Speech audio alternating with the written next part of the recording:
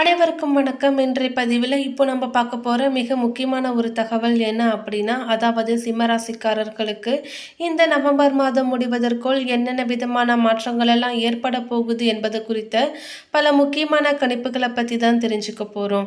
அதாவது சிம்மராசிக்காரர்களுக்கு இந்த நவம்பர் மாதம் முடிவதற்குள் என்னென்ன விதமான பலன்கள் எல்லாம் கிடைக்க போகுது என்பதை பற்றி தான் இந்த பதிவின் மூலமாக நம்ம இப்போ பார்த்து தெரிஞ்சுக்க போகிறோம்.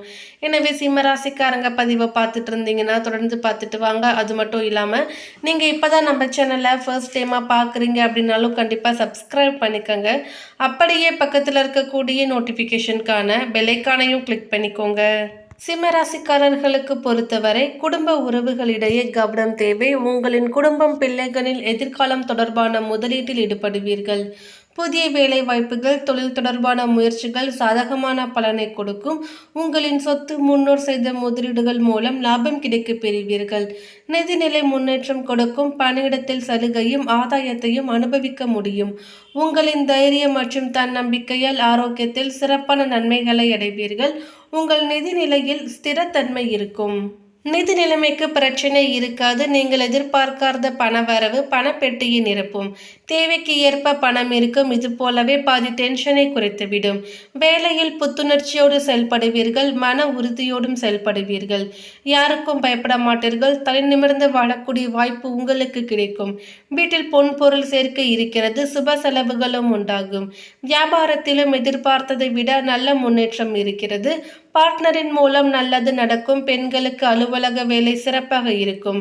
வீட்டு வேலையிலும் பிரச்சனை இல்லை. மேலும் பணப்புழக்கமும் கணிசமாக அதிகரிக்கும். உறவினர்கள் வருகையால் வீட்டில் மகிழ்ச்சியான சூழ்நிலை காணப்படும். முன்னேற்றத்திற்கான வழிவகை பிறக்கும். புதிய ஆடை ஆபரணங்கள் வாங்கும் யோகமும் இருக்கிறது. பிரிந்திருந்த கணவன் மனைவி ஒன்று சேருவீர்கள். ஒரு சிலருக்கு குழந்தை பாக்கியம் உண்டாகும். மாத பிற்பகுதியில் ஒரு சிலருக்கு புது வீடு வாகனம் வாங்கும் யோகம் இருக்கிறது. நவீன ரக மின்சார மின்னணு சாதனங்களை வாங்குவீர்கள். பிள்ளைகள் வழியில் பெருமைப்படத்தக்க செய்திகளை கேட்பீர்கள். திருமண முயற்சிகள் சாதகமாக முடியும். மகளுக்கு நல்ல இடத்தில் வரன் அமையும். ஆனாலும் குடும்பத்தில் அவ்வப்பொழுது ஒரு சில சங்கடங்கள் ஏற்படலாம். மாத பிற்பகுதியில் உறவினர்களாலும் குடும்பத்தில் பிரச்சனை ஏற்படலாம் என்பதால் உறவினர்களிடம் பேசும்பொழுது பொறுமையை கடைபிடிக்க வேண்டும். குடும்ப விஷயங்களில் அவர்களின் தலையீட்டை அனுமதிக்க வேண்டாம். வாகனங்களில் செல்லும் பொழுது சற்று கவனமாக இருக்க வேண்டும். அலுவலகத்தில் வேலை சுமை அதிகரிக்கலாம். ஒரு சிலருக்கு பதவி மாற்றமும் இடமாற்றமும் ஏற்படலாம். அலுவலகத்தில் உயர் அதிகாரிகளிடம் பேசும்பொழுது பொறுமையை கடைபிடிக்க வேண்டும். சக ஊழியர்களிடமும் போதுமான ஒத்துழைப்பை எதிர்பார்க்க முடியாது. மாத பிற்பகுதியில் ஓரளவு அனுகூலமான பலனை எதிர்பார்க்கலாம். தொழில் மற்றும் வியாபாரத்தில் லாபம் எதிர்பார்த்ததை விடவும் குறைவாகவே கிடைக்கும். மறைமுக எதிரிகளால் பிரச்சனை ஏதாவது ஏற்படலாம். வியாபாரத்தில் புதிய முயற்சிகள் எதுவும் இப்பொழுது வேண்டாம். மாத பிற்பகுதியில் ஓரளவுக்கு நன்மைகளை எதிர்பார்க்கலாம். குடும்பத்தை நிர்வகிக்கக்கூடிய பெண்களுக்கு மகிழ்ச்சி தரக்கூடிய மாதமாகவே இருக்க போகிறது. உறவினர்களுடன் இணக்கமான சூழ்நிலையை காணப்படும். குடும்ப உறுப்பினர்கள் உங்கள் ஆலோசனைகளுக்கு மதிப்பு கொடுப்பார்கள். அலுவலகத்திற்கு செல்லக்கூடிய பெண்களுக்கு எதிர்பார்த்த சலுகைகள் கிடைக்கவும் வாய்ப்பிருக்கிறது. கடகராசியில் சஞ்சரிக்கக்கூடிய செவ்வாய் மாதம் முழுவதும் கும்பராசியில் சஞ்சரிக்கக்கூடிய சனியை பார்க்கிறார். உங்கள் ராசிக்கு 4, 9 ஆகிய இடங்களுக்கு அதிபதியானவர் செவ்வாய். அவரது பார்வை சனியின் மீது பதியும் பொழுது குடும்ப பிரச்சனைகள் அதிகமாக இருக்கும். கடுமையாக முயற்சித்தும் காரியங்கள் கைகூடாமல் போகலாம். நண்பர்களிடம் ஒப்படைத்த பொறுப்புகள் நடைபெறாமல் போய் வீண் பழிக்கு ஆளாகவும் நேரிடலாம். கார்த்திகை 18ஆம் தேதி மகர ராசிக்கு சுக்கிரன் செல்கிறார். உங்கள் ராசிக்கு 3, 10 ஆகிய இடங்களுக்கு அதிபதியானவர் சுக்கிரன். அவர் இப்பொழுது மகரத்திற்கு வரும்பொழுது கடன் சுமை குறையலாம். கவலைகள் தீரும். இடம் பூமி வாங்குவதில் இருந்த பிரச்சனைகள் தீரும். பழைய நகைகளை கொடுத்துவிட்டு புதிய நகைகளை வாங்குவதில் ஆர்வம் காட்டுவீர்கள். பயணம் பலன் தருவதாக அமையும். உடன்பிறப்புகள் வழியே சுபகாரியம் முடிவாகும். நீண்ட நாளைய பிரச்சனைகளை சரி செய்வீர்கள். கடகராசியில் சஞ்சரிக்கக்கூடிய செவ்வாய் கார்த்திகை 18ஆம் தேதி வக்ரம் பெறுகிறார். உங்கள் ராசிக்கு 4, 9 ஆகிய இடங்களுக்கு அதிபதியானவர் செவ்வாய். சுகஸ்தானம் பாக்கியஸ்தானத்திற்கு அதிபதியான செவ்வாய் வக்ரம் பெறுவது அவ்வளவு நல்லதல்ல. ஆரோக்கிய குறைபாடு உண்டாகலாம். குறிப்பாக நரம்பு, எலும்பு பாதிப்புகள் ஏற்பட்டு மனக்கவலையை அதிகரிக்க செய்யலாம். எதையும் துணிந்து செய்ய இயலாது. வீடு மாற்றம் வரலாம். தந்தை வழி உறவில் விரிசல்கள் ஏற்படலாம். வெளிநாட்டு வேலைக்கான முயற்சியில் இடையூறுகளும் வரலாம். பொது வாழ்வில் உள்ளவர்களுக்கு பதவி மாற்றம் ஏற்படும். வியாபாரம், தொழில் செய்பவர்களுக்கு புதிய ஒப்பந்தங்கள் வந்தாலும் இடமாற்றம் அல்லது நாடு மாற்றம் செய்யலாமா என்று சிந்திப்பீர்கள். உத்தியோகத்தில் உள்ளவர்கள் விருப்ப ஓய்வு பெற நினைப்பீர்கள். மாணவ மாணவிகளுக்கு மறதியின் காரணமாக படிப்பில் அக்கறை குறையலாம். பெண்களுக்கு குடும்ப தகவல்களை மற்றவர்களிடம் பகிர்ந்து கொள்ள வேண்டாம். எதையும் எளிதில் செய்ய இயலாது. அடுத்ததாக மகம் நட்சத்திரத்தை சேர்ந்தவர்களுக்கு குரு பகவான் வக்ரம் அடைந்து இருப்பது நல்லது என்றாலும் இந்த காலத்தில் அவருடைய பார்வைகள் இல்லாமல் 2, 4ஆம் இடத்தில் சஞ்சரிக்கும் கிரகமும் பலம் பெறுகிறது. இதுவரை குடும்பத்திற்குள் கேது பகவான் நெருக்கடியை உண்டாக்கி இருப்பார். பண வரவிலும் தடை உண்டாகலாம். கொடுத்த வாக்கை காப்பாற்ற முடியாமலும் போகலாம். தாய் வழி உறவுகளால் அடைந்து வந்த நன்மையில் மாற்றமும் உண்டாகும். வேலை பளு அதிகரிக்கும். உத்தியோகத்தில் நெருக்கடி அதிகரிக்கலாம். வியாபாரத்தில் அதிக கவனம் செலுத்துவீர்கள். புதிய முதலீடுகளில் எச்சரிக்கை அவசியம். உங்கள் தேவைக்கு ஏற்ற பணம் வந்து கொண்டு இருக்கும். வாழ்க்கை துணையின் ஆதரவால் வேலை நடைபெறும். பொன் பொருள் சேர்க்கை இருக்கிறது. நெருக்கடி விலகும். புதன் பகவான் உங்கள் நிலையை உயர்த்துவார். சிந்தித்து செயல்பட வைப்பார். பணிய வேண்டிய இடத்தில் பணிந்து உங்கள் வேலைகளை நடத்தி கொள்வீர்கள். கேட்டிருந்த இடத்தில் இருந்து பணம் வரும். ஒரு சிலருக்கு புதிய ஒப்பந்தம் கிடைக்கும். வரவு செலவில் இருந்த நெருக்கடி நீங்கலாம். உங்கள் செல்வாக்கு உயரும்.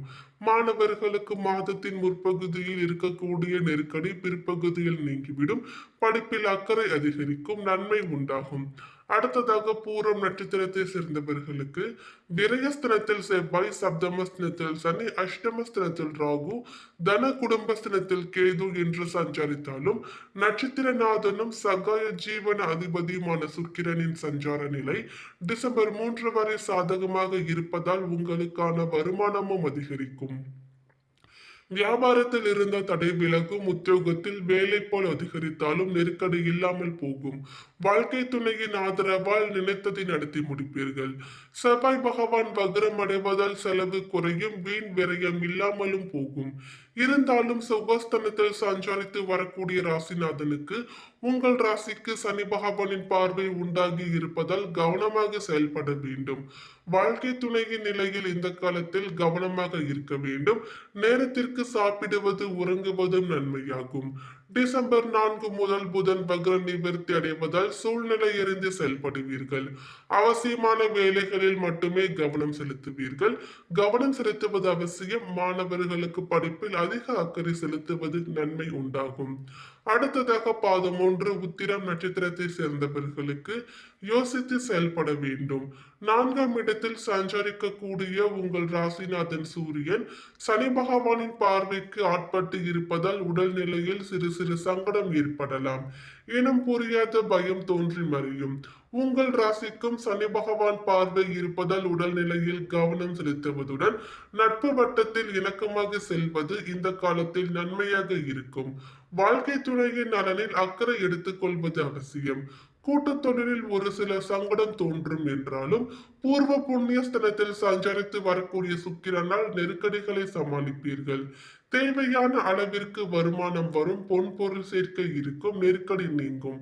மாதத்தின் பிற்பகுதியில் புதன் பகவான் உங்களுக்கு சாதகமாக சஞ்சரிப்பதால் புத்திசாலித்தனமாக செயல்படுவீர்கள். எந்த விதமான நெருக்கடி வந்தாலும் அதனை சமாளித்து விடக்கூடிய சக்தி உண்டாகும். இந்த காலத்தில் அனைத்திலுமே கவனமாக இருப்பது நல்லது. ராகுவும் கேதுவும் குடும்பத்திற்குள் நெருக்கடிகளை ஏற்படுத்துவார்கள். உடல்நிலையில் கவனம் செலுத்துவது இந்த மாதத்தில் அவசியம். புதிய முயற்சிகளை இந்த மாதத்தில் மேற்கொள்ள வேண்டாம். யாருக்கும் கடன் கொடுக்க வேண்டாம். மாதத்தின் முற்பகுதியில் மருத்துவ செலவுகள் ஏற்படலாம். தேவையற்ற செலவு ஏற்படும் என்பதால் கவனமாக இருக்க வேண்டும். எதிலுமே நிதானம் தேவை. மாணவர்களுக்கு படிப்பில் முழுமையான கவனம் செலுத்துவது அவசியம். மேலும் பரிகாரமாக விநாயகருக்கு வெள்ளிக்கிழமையில் தேங்காய் எண்ணெயில் தீபமேற்றி அருகம்புலால் அர்ச்சனை செய்து வழிபட வேண்டும். மேலும் வியாழக்கிழமைகளில் தட்சிணாமூர்த்திக்கு மஞ்சள் மலர் கொண்டு அர்ச்சனை செய்து வழிபட்டு வருவதும் நன்மையை கொடுக்கும். சாதகமான நாட்கள் நவம்பர் 21, 24, 27 மற்றும் 30. அதிர்ஷ்டமான எண்கள் 2, 3, 7. மேலும் இந்த தகவல் உங்களுக்கு பிடித்திருந்தால் லைக் பண்ணுங்க, ஷேர் பண்ணுங்க.